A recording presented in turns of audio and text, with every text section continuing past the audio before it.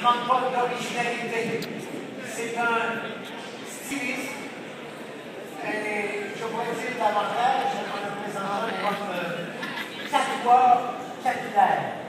On l'appelle Pat Lacoste. Excusez. Pat.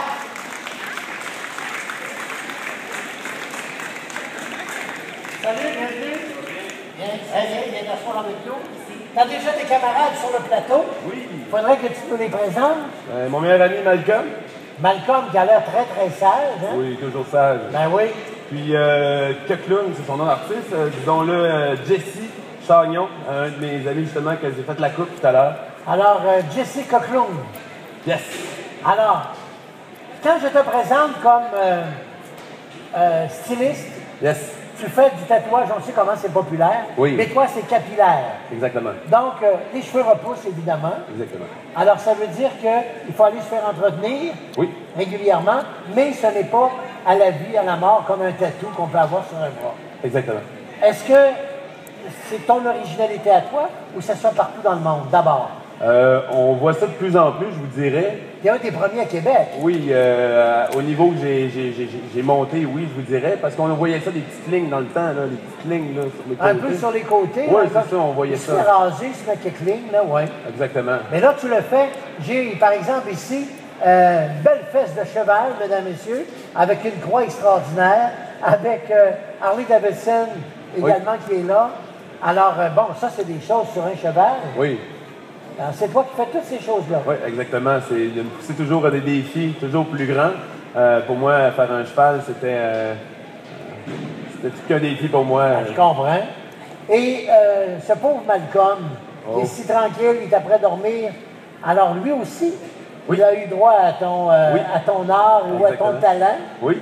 Est-ce qu'on peut le voir? Malcolm, viens nous montrer Malcolm, viens nous montrer ça, Malcolm. Viens ici, Malcolm.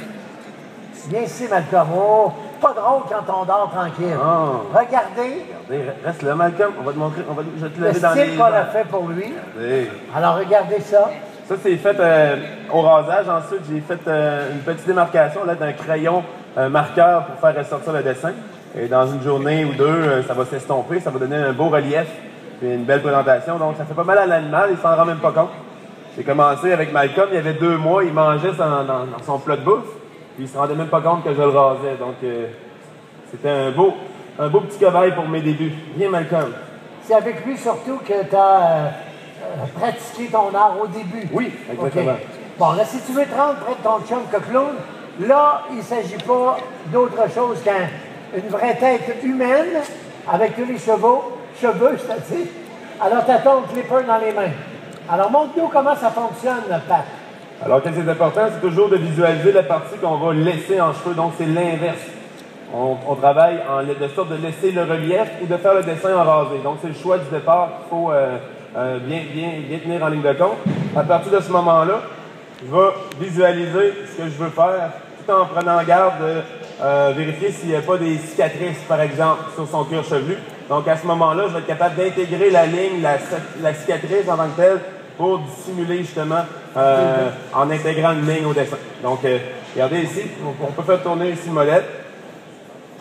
L'important dans tout ça, c'est toujours de travailler avec la lame à rebrousse-poil. Donc, je vais toujours en montant, donc à l'inverse de la pousse du cheveu. Est-ce que tu as d'abord un plan, c'est dans ta tête, c'est un dessin que tu exécutes? Comment ça se passe? Ça se passe, c'est sûr, ça prend du visuel pour présenter au client.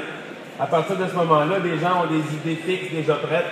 Comme exemple, un visage de pitbull, bon, je suis capable de faire ça, mais ça prend un niveau de précision.